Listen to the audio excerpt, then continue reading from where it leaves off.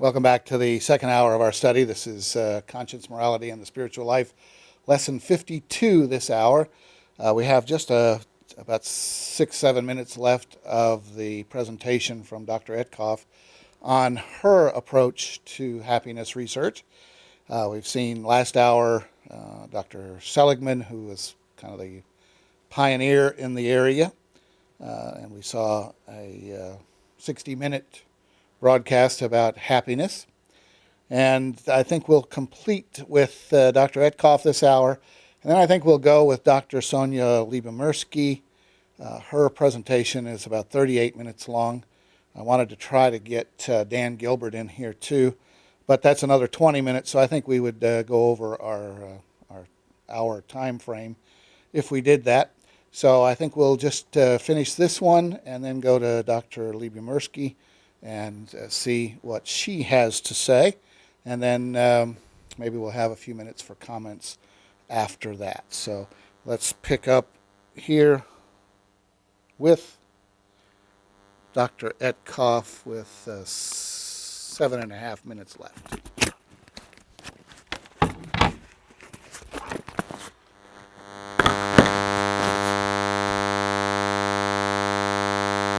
Self-focused brings mood down. But there are ways in which our evolutionary history can really trip us up because, for example, the genes don't care whether we're happy, they care that we replicate, that we pass our genes on. They don't care whether we're happy when we do so. They'll give the bait of pleasure and lust.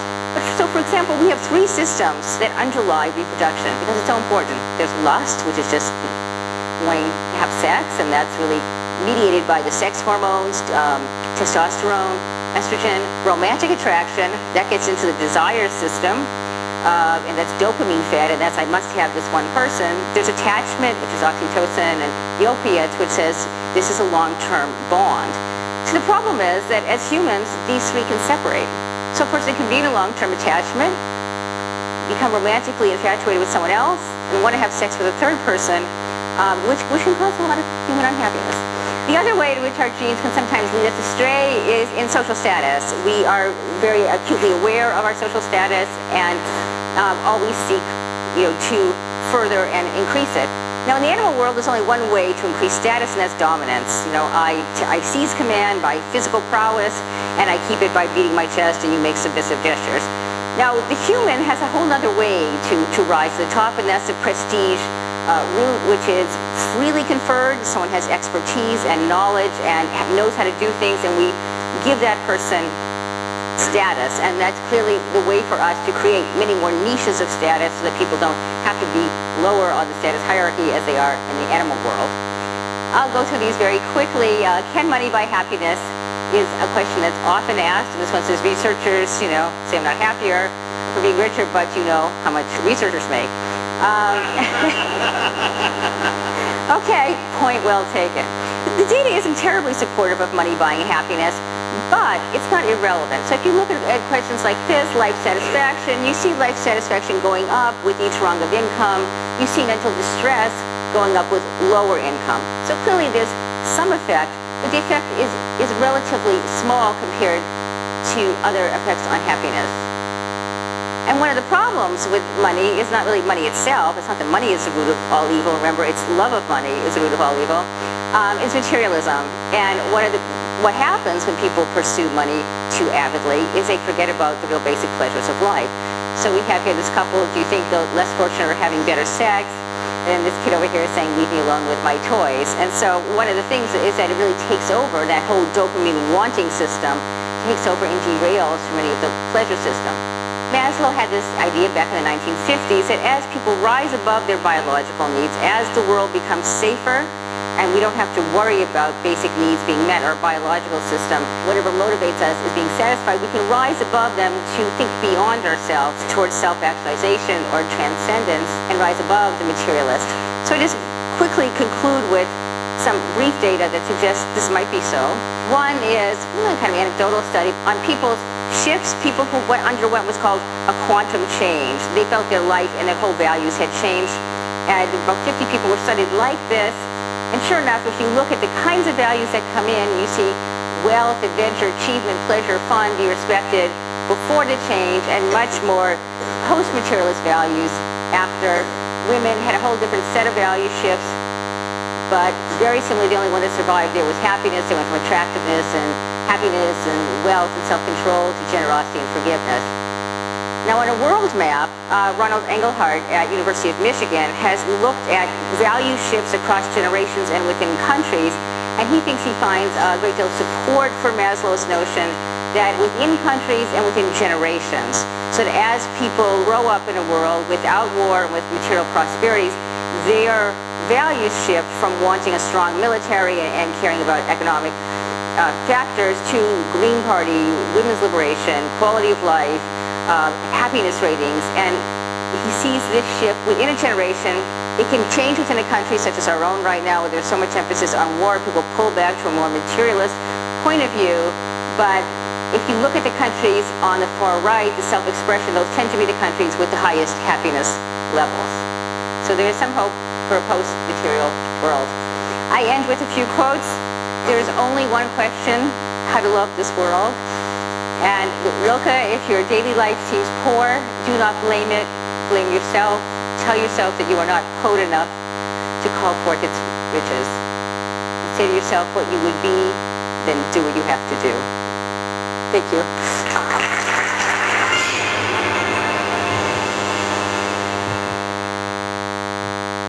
35. The most times an athlete has broken the pole.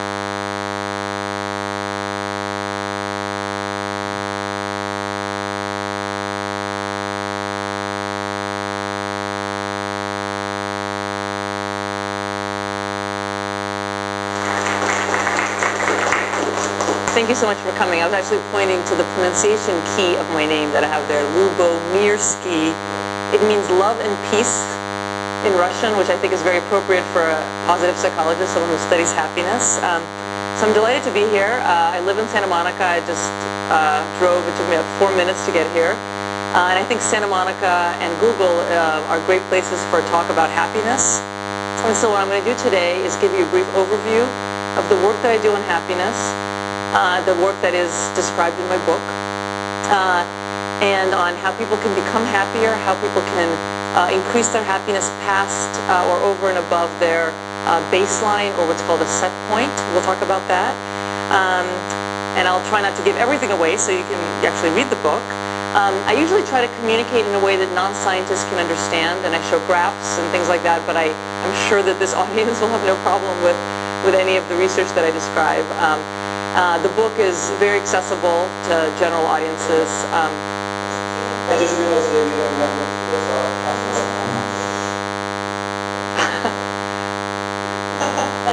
Hello. Great.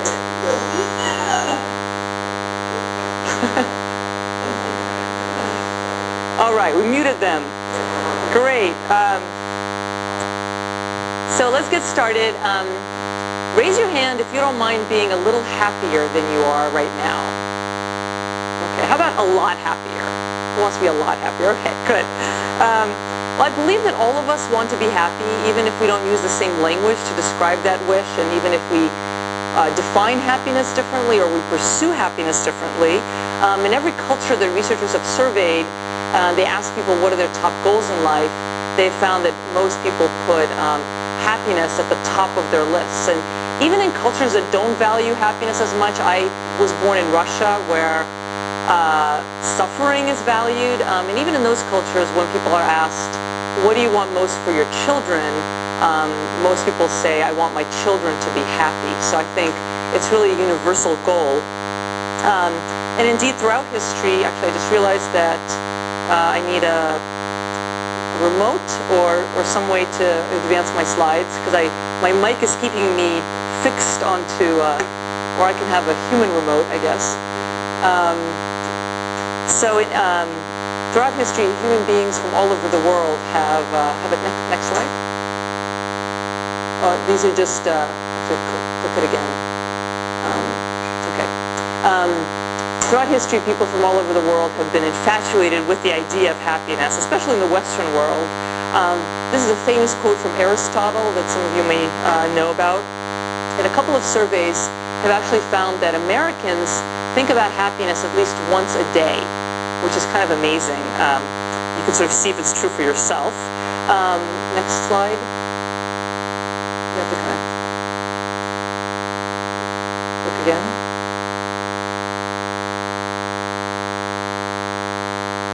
You know, I wonder if it'd be easier if we just move my computer. Uh-oh. That's never happened before, so I'll just continue then. I also have a quote from William James, who is considered to be the father of psychology, and he talks about how to be happy is one of the sort of the goals that most people seek to have in their life. Okay, so here's William James. And I love this picture of him because he looks really unhappy. So I don't know, maybe that's why he was interested in talking about how happiness is a secret motive of all that people do. Next slide. And the pursuit of happiness clearly also holds an honored position in American society, where it's described as one of the inalienable rights that people have, U.S. Declaration of Independence. And the pursuit of happiness, I should say, is a worthwhile goal too. I mean, we don't just strive to be happy just because it feels good. It turns out that happy people enjoy a lot of benefits. Two of my colleagues and I actually published a paper where we reviewed 225 studies on happiness, and we concluded, this was a meta-analysis, which is a reanalysis of study of studies. We concluded that happy people accrue a lot of good things, and you can kind of so happy people, just kind of click, make more money than unhappy people, are more productive at work, they're more creative, they're better leaders and negotiators, they have more fulfilling relationships, they're more likely to get married and less likely to get divorced, they have more social support, they're more generous and philanthropic, and they cook better, and really interesting work on health that shows that happier people have stronger immune function, they are physically healthier, and they even live longer. So this research suggests that we should strive to be happy not just because it feels good, but because it benefits us in many different ways. And it doesn't just benefit the individual, it benefits our families, our communities, perhaps our whole society. But is it even possible to become happier? And if it's possible to become happier, is it possible to sustain that new level of happiness? Well, it turns out that there's relatively little support in the scientific literature for the idea that we can sort of change our happiness for the better. So there are happiness boosting techniques that are described in the self-help literature. I'm sure you've all seen lots of self-help books in bookstores. I'm going to show you some examples. So happiness is free, and it's easier than you think. You can be happy no matter what. Happy for no reason. There's one more. My favorite one is you can be the wife of a happy husband. That's actually a really terrible book. It sort of argues that women should be completely submissive to their husbands to make their husbands happy. So the recommendations that are described in the self-help books are rarely rooted in any kind of scientific research or theory. And so there's just really not much support for sort of the notion that you can become happier. And by the way, some of these book titles are essentially the opposite of what I'm arguing today. So I'm actually going to argue that happiness is harder to attain than you think, not easier than you think. So what I'm going to do now is give you 3 arguments. I'm going to be kind of a devil's advocate for why raising happiness is actually not possible or practical. All right, so here's reasons why we don't think that it's possible to become a happier person. The first one is that we're all born with this is one of my kids who happens to be born with a genetically determined set point, with a high set point for happiness. So it's now quite clear that a large portion of our happiness is genetically determined. Now this finding comes from research in a field called behavioral genetics. And what they do is they compare, researchers in this field, they compare the happiness levels of identical twins and the happiness levels of fraternal twins. And they find that identical twins are much more similar in their happiness than our fraternal twins. And this suggests that happiness is heritable, that it's passed down through our families. And I should add that, and so that we're all sort of born with a characteristic, kind of what's called a set point or a baseline of happiness. I should add that my book has a test that you can take that will help you determine your own set point for happiness. although you probably all know already what it is. Everyone sort of intuitively seems to know whether their natural happiness baseline is high or low or medium.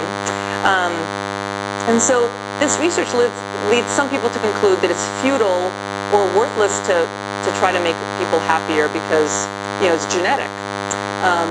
Okay, and the second reason is that happiness appears to be a trait. It's an intrinsic part of our personality, and we know that personality doesn't change much over time.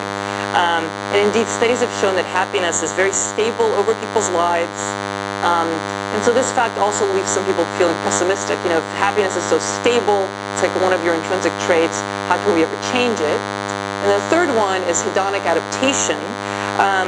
And this is actually something I'm really interested in. I'm doing some new research right now on adaptation.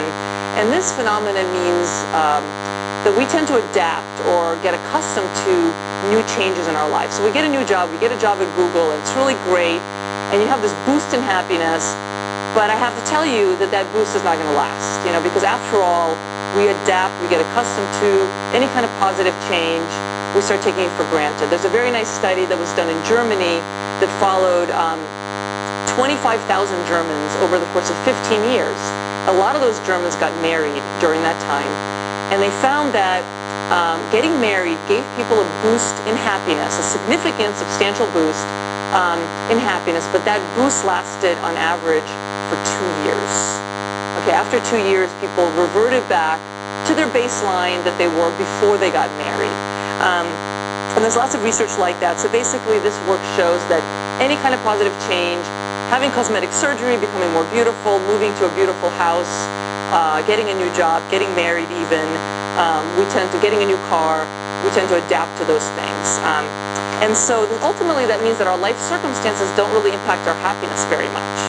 So I've thought hard about these three reasons for why people can be made any happier. And I argue in the How of Happiness that the pessimism is totally unwarranted. And the reason is that despite the fact that a large portion of our happiness is genetically determined, and despite the fact that our life circumstances don't have a huge deal to do with our happiness, still a very large portion of our happiness, and I argue that's up to 40%, is under our power to control. And that's the 40% of the pie that you see on the cover of the book. So up to 40% of happiness is in our power to change, to control, by how we behave and how we think, how we act and how we think.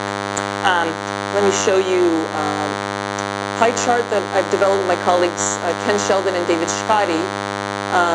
So basically this is what it looks like. The set point accounts for about 50% of individual differences in happiness.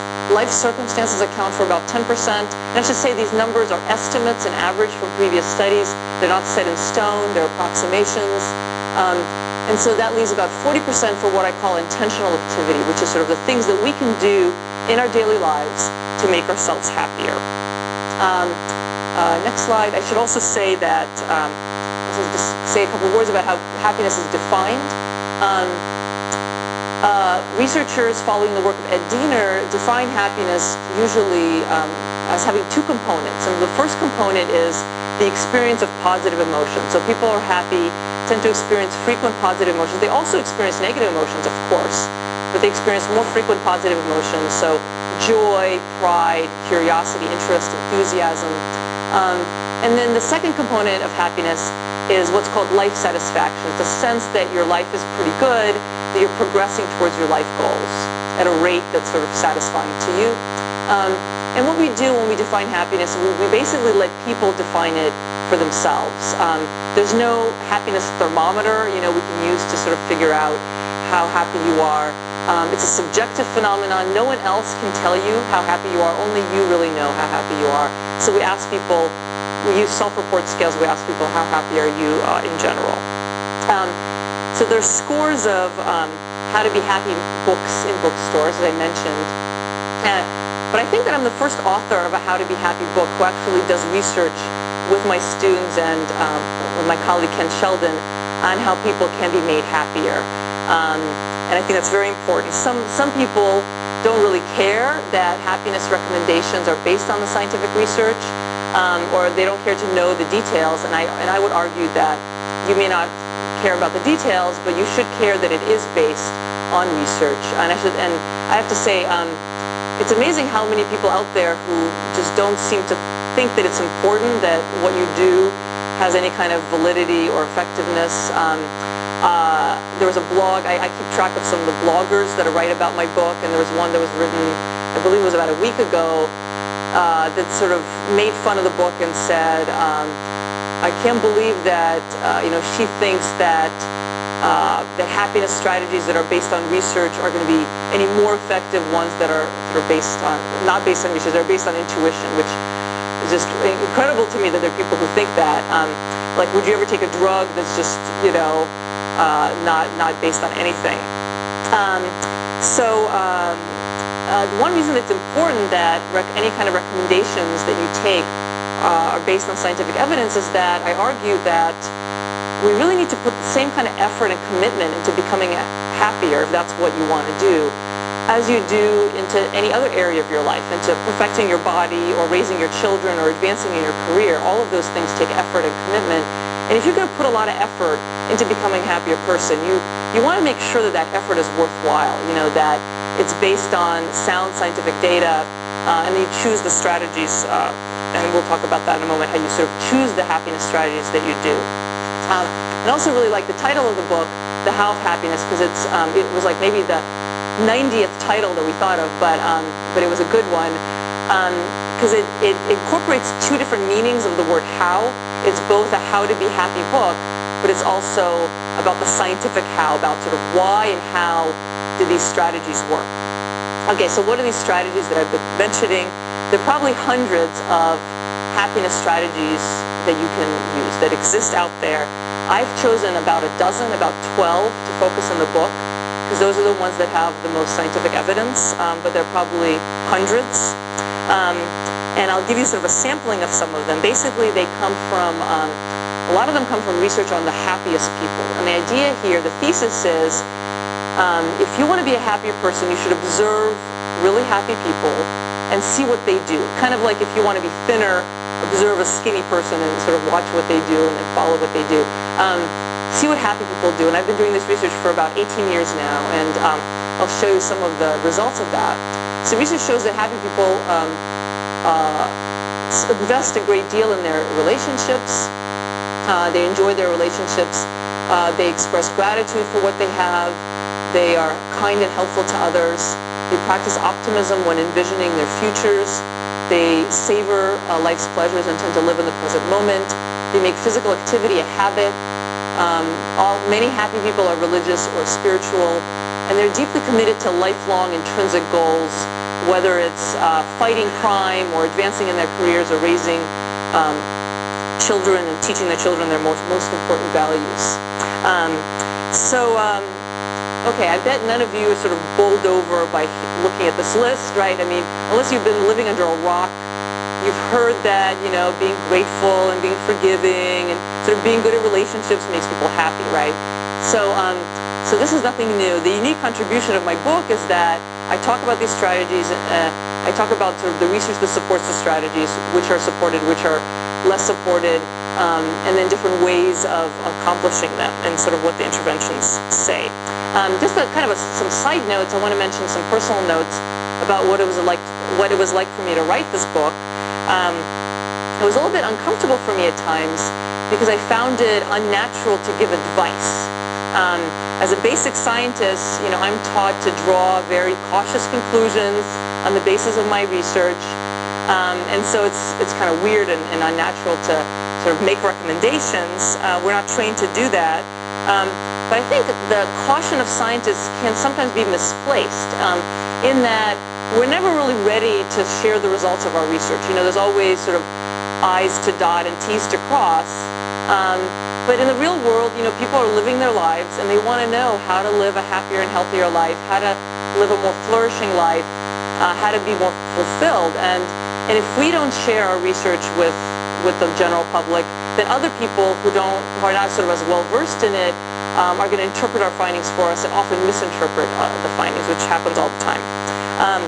Another source of discomfort that I had while writing the book had to do with how kind of hokey, if I may use that word, or corny some of the strategies seem to be. I mean, I'm not the kind of person who reads self-help books.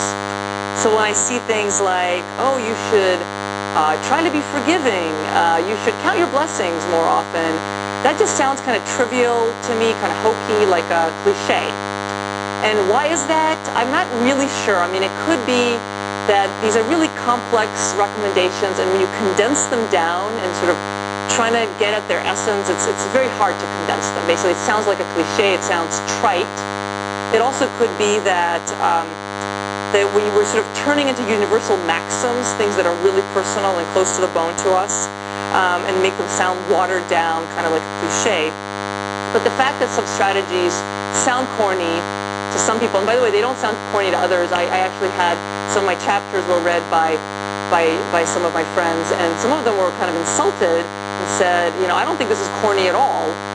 I think this is really wonderful.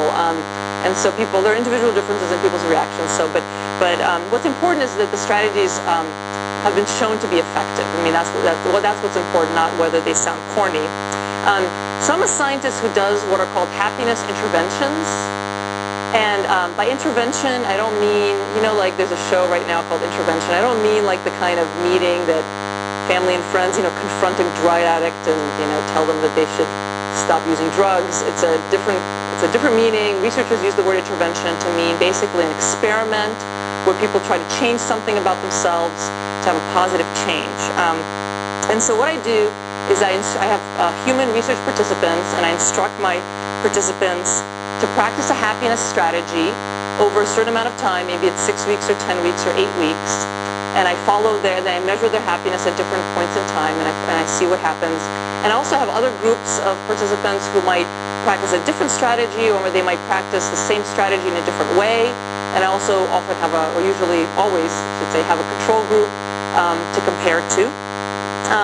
And I'm not only interested in which strategies work, I'm interested in sort of how and why the strategies are working. So I'm going to give you a list of some of the interventions that I've conducted with my colleague Ken Sheldon and my students. So over the course of a few months, volunteers are asked to do various strategies like committing acts of kindness, counting their blessings, practicing optimistic thinking. And my research, the conclusion of my research is that happiness takes work.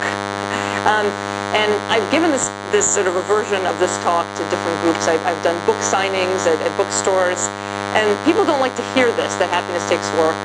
Maybe it's sort of this American desire for quick fix solutions, you know, magical solutions. But if becoming happier were easy, then we'd all be happy, right? If becoming skinny and fit were easy, we'd all be skinny and fit, and it'd be easy for us to keep our New Year's resolutions, but it's not easy to keep New Year's resolutions. So it takes a lot of energy and effort and commitment. Now the good news is that some of those initial efforts that you will make in becoming a happier person will become more habitual over time. They'll turn into habits, and then there'll be less and less sort of work that's necessary. So I'm just going to give you a couple of examples of studies that I've done. The first one is a study that we did where we asked people to count their blessings.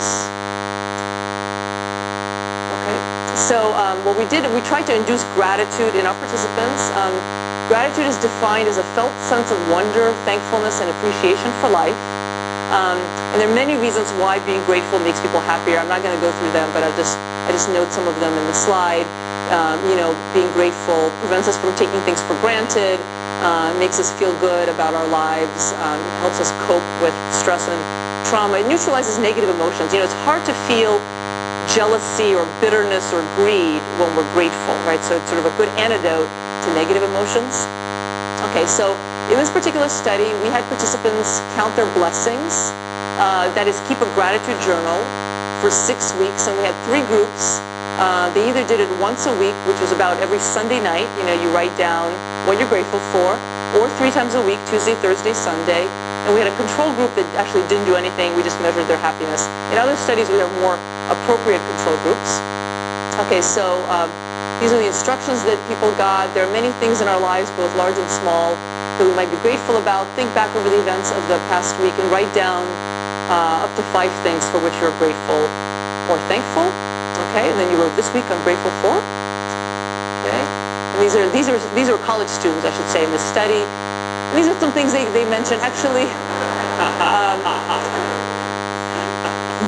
Mom was the most popular, which I liked. And actually AOL Instant Messenger is a funny one because, if you're a professor, you know that sometimes students in their classes, they're just sort of IMing each other the whole class. It's really annoying. There's one woman who was really into lotion, and I think she had some kind of skin problem, and so she just was saying how grateful she is about this lotion that she has that really helps her problem. So anyway, so some of them are bigger, some of them are small. Okay, we measured happiness in different ways by using validated scales of well-being, and we use different scales of positive emotion, life satisfaction, and happiness, and combine them in a single index. I'm just going to give you a couple of examples. This is a scale that actually I developed with a student. Basically, people are asked very directly, do you consider yourself a happy person? Okay. And then another example is this is a life satisfaction scale. How do you feel about your life right now? On a scale from sort of terrible to delighted. So we kind of combine these measures. Okay. So, not yet. Well, okay, you can show that. Okay, good. All right, so we first wanted to see if we successfully induced gratitude in our participants, right? Did we actually make them grateful by keeping these gratitude diaries? And we did, but interestingly, only in the once-a-week condition. So these bars represent changes in gratitude from before the study to immediately after the study. So if it's above 0, that means there's an increase in gratitude. And you can see that it's only in the once-a-week group, the ones who counted their blessings once a week, that we showed an increase in gratitude. Okay, we'll talk about why that is. Oh, it's a scale. It's actually, I'm just totally blanking on the word, but it's normalized. So it's because we had all these different scales, we had to combine them in one. That's why the numbers are so small. Okay, so do we actually succeed in making people happier? So next graph. Okay, we did, but again, only in the once-a-week condition. So first of all, look at the green bar. The control group, these are subjects who aren't doing anything, and they're actually getting less happy. So why is that? Now, you can call that adaptation, that we sort of naturally get less happy, but this is a college student sample, and I've replicated this many times. Basically, if you take college students at the beginning of a semester or a quarter, they're all kind of happy, excited, right? You all remember being in college, new classes, new friends, but then they start having midterms and assignments, and they get sort of less happy over time. I should say the next quarter they'll go back up to their previous level of happiness. So the control condition is not doing so well. And by the way, when the study ends, we're now like midterms are happening, finals are coming up. So it's kind of a difficult time in the quarter. But in the once-a-week condition, people got happier, okay? Those who counted their blessings once a week, even during this sort of stressful time in the quarter, the 3 times a week condition, people did not get happier. Now, why is that? We have lots of sort of explanations for it. I think the people who counted their blessings 3 times a week did it too often. Perhaps it became kind of a monotonous chore for them. It sort of lost its freshness and meaning to kind of 3 times a week try to think of what you're grateful for. There's also something in psychology called the effort as information heuristic. And basically what that means is that when it takes you a lot of effort to think of something, it might backfire, right? So if you can't think of things to be grateful for 3 times a week, then you actually might conclude, I must not have much to be grateful for. There's actually a nice study of professors where students are asked something like, can you name 12 things what 12 reasons that you liked your professor this semester, or give me 4 reasons why you liked your professor. And people who name 12 actually evaluate the professor lower. And the idea is that when it's hard to kind of think of 12 things that you like, then you like them less. Okay. So it looks like the gratitude only worked once a week. Okay, so raise your hand if you think that you should try this strategy. Go home and start counting your blessings once a week. What do you think? Okay, you're all wrong. And the reason you're wrong is that counting their blessings is not for everyone. I mean, it work for some people, it may not work. It works for people on average in my study, but it doesn't. All these strategies work differently for different people. And actually, this is an important theme that runs through my book, and it's called person activity fit, you need to find the strategy that fits your particular personality, your resources, your lifestyle, your goals and interests. And I hate to confess this because I think that gratitude exercises are very powerful, but it's not for me. It doesn't work for me personally. I just find counting blessings kind of hokey and unnatural. But a lot of people say it's changed their lives by trying to be more grateful. So I actually have developed a diagnostic test that's included in the book based on some work by Ken Sheldon that helps people determine, when you take the test, it'll help you determine which strategies are right for you, that you are more likely to benefit from, you personally. And then you also can just read the parts of the book that are just about those strategies. You don't have to read about all 12 of them. Okay, so again, the point is that if you're going to put a lot of effort and energy into making yourself a happier person, you better sort of be sure that you're choosing the right strategy for yourself, that strategy is supported by evidence, and that you're doing it in an optimal way, that you're not doing it too often, not doing it too infrequently, you're not doing it too repetitively, you're not doing it, you're doing it sort of, you're spicing it up a little bit with variety, because variety is important. So speaking of variety, I want to tell you quickly about another study that I did. This one, we made people do what I call a behavioral strategy, not a cognitive one. Cognitive is something in your head. Behavioral, obviously, something that makes you act, where we had people commit acts of kindness. Okay. So in this intervention, wait, go. Okay, so just to say a couple words about why being kind to others makes people happy. Maybe it seems an obvious question. There are a lot of cultures sort of have this idea, this notion that kindness makes people happy. The Dalai Lama talks a lot about that. Happiness is compassion. So there's a famous Chinese proverb that says, if you want happiness, just one click at a time. For an hour, take a nap. For a day, go fishing. For a month, get married. And by the way, that should really be for 2 years, right? Because remember that study that showed that the marital boost lasts for 2 years. For a year, inherit a fortune. For a lifetime, help somebody else. Now, note the wisdom of the Chinese here. The first two are just momentary pleasures. Taking a nap, going fishing. Obviously, that's not going to make you happy for a long time. The third and the fourth, marriage and money, are they're basically changes in your life circumstances that do make you happy, but sort of not for as long as you think. That doesn't last for that long. And then the fifth one is an activity that you can do that actually can last. Yeah.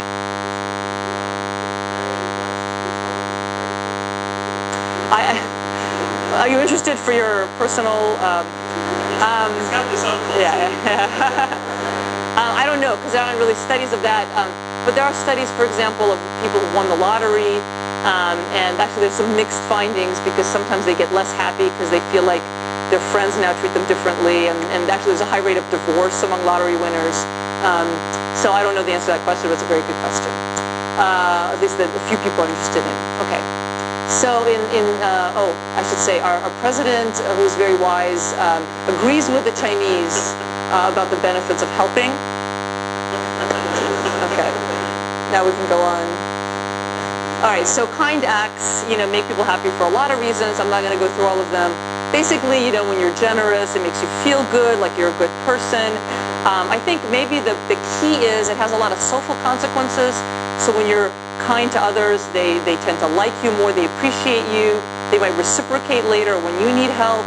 And so there's sort of a lot of sort of positive outcomes of kindness. So we tried to test this in an intervention, and so we did a study where we had people do 3 or 9 acts of kindness per week for a period of 10 weeks, and we had actually a number of conditions. I'm just going to sort of simplify this a little bit. We had a high variety condition where people, what they did is they were, and imagine if you were in the study, I would ask you to write down a list of 15 things that you'd like to do more in the future, kind of kind acts that you'd like to do more in the future that can be repeatable. In the high variety condition, you could do any of those 15 acts every week. And then we also had a low variety condition where you had to choose 3 and repeat them over and over again. I don't mean doing the exact same thing, but maybe it's doing a chore in your household that you don't normally do. So every week you might sort of do that. It doesn't have to be the exact same chore, but sort of the general category. And then we had a control group that simply listed 3 or 9 events that happened to them each week. So they also kept track of things, but it was not kindness, not kind acts. Okay. So these are the instructions that we gave our subjects. We'd like you to list, I'm just going to read the green. We'd like you to list 15 acts of kindness that you would like to do more in the future. Only write down acts of kindness that are easily repeatable. And I have some examples. If you drive every day, let a car enter your lane or go ahead of you. Okay, so something we can all think about. After you make your list, we ask you to choose 3 or 9 of these acts and do them during the upcoming week. Next. Okay, so again, this is sort of a complicated study. I'm just going to show you one graph. So this represents the happiness level of our subject on a scale of 1 to 7. And it's at 4 different time points before the study, right in the middle of the intervention. This was 10 weeks, right after the intervention, and then a month follow-up. And if you see the red line is the high variety condition subjects. So these subjects who are kind of doing different acts every week, they got happier during the study, and they actually, importantly, they were able to maintain their happiness a month later. So this is a month after they finished the study. They're no longer doing these acts of kindness. Interestingly, the low variety condition, which is the green line, actually got really unhappy. And I think, again, it probably was this huge chore for them, especially the ones in the 9 acts condition, to sort of do all these acts of kindness. Okay. I think I might actually, I wonder if I should leave a lot of time for questions. Let me skip, I'm going to skip the next study. We also did a study where we had people write gratitude letters or practice optimistic thinking. We found that they got happier. Just keep going.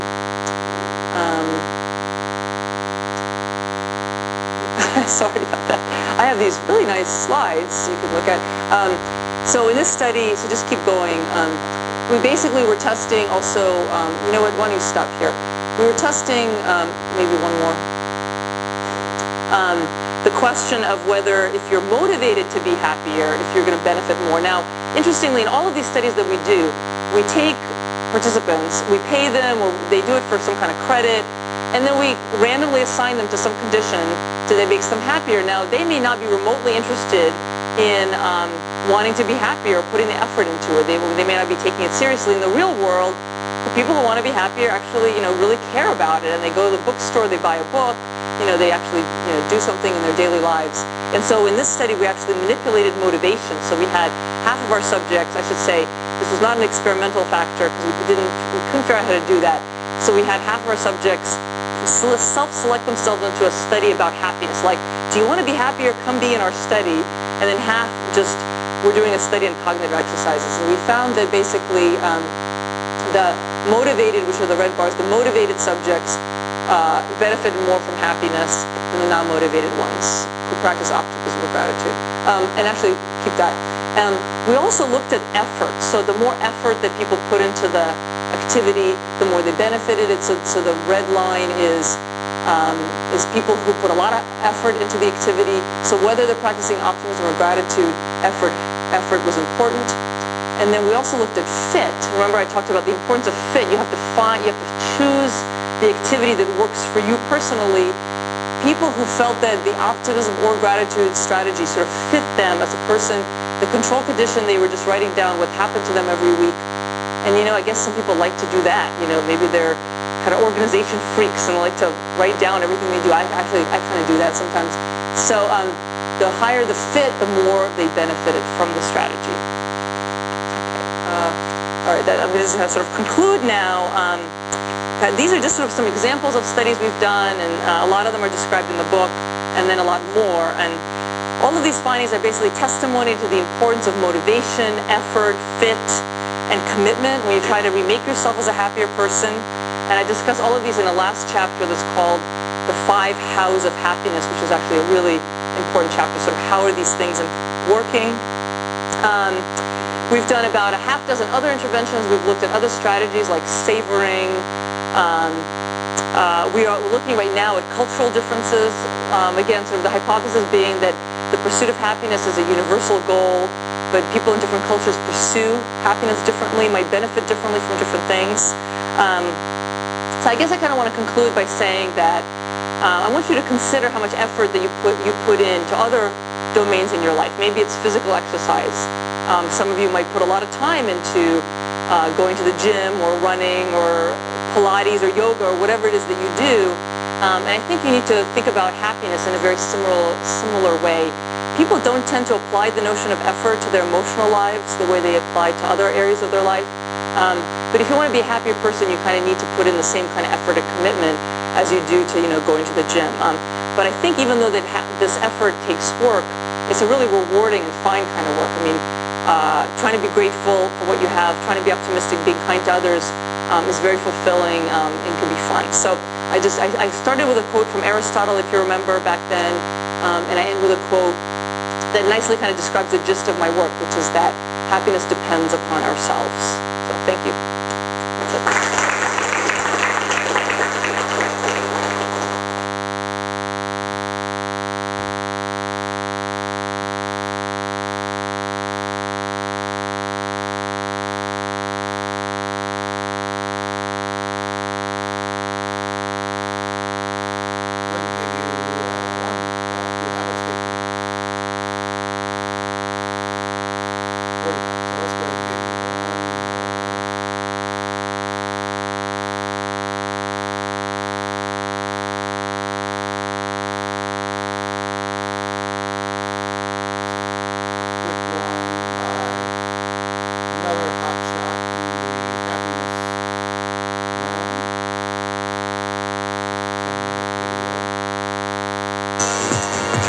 Hillyer is well known throughout the world for his work in positive psychology. דוקטור טל בן שחר. דוקטור טל בן שחר, אחד המרצים המבוקשים בהרווארד. טל בן שחר. Songs have been written about it. Self-help books have been published about it. And now Harvard has a class teaching students the basics of being happy. In fact, we're told this is the most popular class at the Cambridge The most popular class at Harvard University is on how to live a happy and fulfilling life. Tal Ben Shahar is the teacher. Tal Ben Shahar is part professor, part motivational speaker, delivering spirited lectures in a course called Positive Psychology. More people have signed up for your courses, an amazing fact, than any other professor in all the time of Harvard. So that's saying something. People want to learn how to be happy. More students have signed up for your class in Introductory Economics. Why do you think it is so popular and important? I guess more people want to be happy than want to be rich. 856 students pack into this theater twice a week to learn and laugh. It's happening at this most popular class here at Harvard. The goal of the class is to get kids happy, and they call it the Happy Class. It's a class that focuses on making people happier. Actually, it's called Positive Psychology. Positive psychology is the study of life flourishing, the study of happiness, the study of well-being. What positive psychology does is create a bridge between the ivory tower and the main street. It brings the rigor of the academic research from those libraries and makes it accessible. The average academic journal article is read by 7 people. And that includes the author's mother. Positive psychology is not just about let's all feel good. It's about focusing on what works and helping our most difficult challenges. Traditional psychology mostly focuses on psychopathology, depression, anxiety, fear, anger, any of the painful emotions. Whereas positive psychology mostly, not only, but mostly focuses on love, happiness, relationships, job satisfaction, well-being. Why is that important? If you look at all the misery in the world, so much unhappiness, if you can teach young people in any way how to be happy, then I think we have a duty to do so. I love positive psychology and I love teaching. I can't wait to get up in the morning. Just get to my computer, go on PsycInfo, read the Journal of Personality and Social Psychology, go on Google Image, find pictures, write the lecture, come to class. I can't wait till Tuesday and Thursday, because that's when I get to share with you the things that I care about most. Dr. Ben Shahar tells me his great reward is teaching kids, but it's never better than 1 or 2 years down the line when he gets a call from a former student who tells him, I am happy in my life in part because of things that I learned in your class. As a group, how many of you has it changed your life? All of you say it's changed your life? Yeah. You know, I spent close to 30 years of my life being successfully unhappy. There's so much pressure in our culture today to be happy, to feel good, to put in a smile. So I was doing well in athletics, I was doing well socially, I was doing well in school, and yet I was not happy. We need to accept ourselves, to give ourselves permission to be human. And we think, well, something wrong with me if I'm unhappy, if I'm sad. Well, there's something wrong with me if I'm not sad or unhappy at times. For every one article on happiness, there are 21 articles on depression. Now, positive psychology is not saying, let's reverse that ratio. What it is saying, though, is let's shift the pendulum. Let's also focus on what works. Even in difficult circumstances, there's always something that works. How can you learn to be happy? There are certain tips, certain ideas, certain exercises that we can do and become happier. Make a list of the things for which you're grateful and do it regularly and do it mindfully. Think about the family, the friends, the work. Simplify your life. Say no to something so that you can say yes to yourself. Breathe. Breathe deeply. We're in such a hurry, we don't have time to take a deep breath. What went well today? What's your favorite movie? What do you recommend? Exercise. Physical exercise has a very powerful effect on our well-being. Ask, what is most meaningful to me in the world? What do I enjoy most? What am I good at? And then answering these questions, finding the overlap among meaning, pleasure, and strength. So let's do an exercise. How many geometric shapes can you count on the next screen? All right, any offers? 35, 45, 45, 50. Do I hear a 55? 8, 7. I have no idea how many geometric shapes there are. I have another question for you. What time was it on the clock in the picture? 1, 2, 3, 4, 5, 6, 7. That's exactly 1% of the people here. What happened? You didn't focus on it. Through the question, I focused you on something entirely different. Another part of reality. The million-dollar question in the ultimate currency is, how do we attain, how do we enjoy lasting change? There are very few interventions that actually work. Mindfulness meditation does. Why is it so effective? Because it focuses on the ABC of change. Effective, behavioral, and cognitive. So I'd like you to draw here, if you can, ready for this, a circle. That's amazing, I must say. And if you could draw that circle as you drew it when you were 3 years old, draw a circle as you think you drew it when you were 1 year old. Could you have gotten to this stage, to drawing such beautiful circular circles, without having drawn hundreds and thousands of such failures? No way. Learn to fail or fail to learn. Who has ever gotten a job and said, okay, now I've got the job, I don't need to work anymore? Whereas in the context of relationship, it very often is the case. But in the workplace, people go in, they get a job, and they have to prove themselves. They have to work hard. They have to invest. And it's the same in relationships. So Charles asked me, so what are you doing this semester? What are you teaching? So I told him I'm teaching 2 classes. One on positive psychology, which is essentially the psychology of happiness, the science of happiness. And the second class I'm teaching is on the psychology of leadership. So he said, oh, I see. So you're teaching 1 class on happiness and 1 class on unhappiness. I didn't like that, actually. So what I did was created a hybrid, sort of positive psychology, positive leadership. Because I think leadership can be fun. Goals can and ought to be liberating.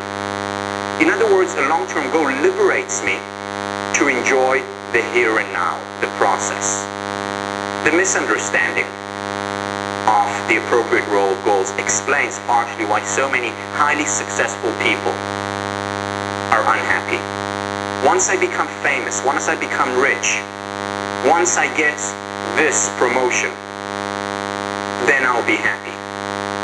And then they get there. And what do they find out? That there is no there there. Goals are means. Present experiences are ends.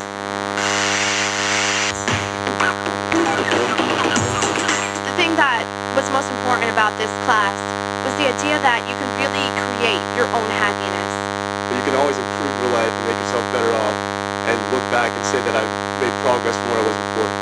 Learning about how laughter and gratitude really do a positive effect on people. The ability to enjoy the here and now. If you want to be happy, you have to start now. You have to start today. So with the 3-question method, I've been able to do activities that I enjoy. It doesn't matter where I am, as long as I'm thinking the right way, I can make myself happy. So Tal, thank you. Thank you. I want to thank you. Each and every one of you is a wonder. Each and every one of you is an entire world in the making. In the making the world, your world, and our world a better place. So thank you.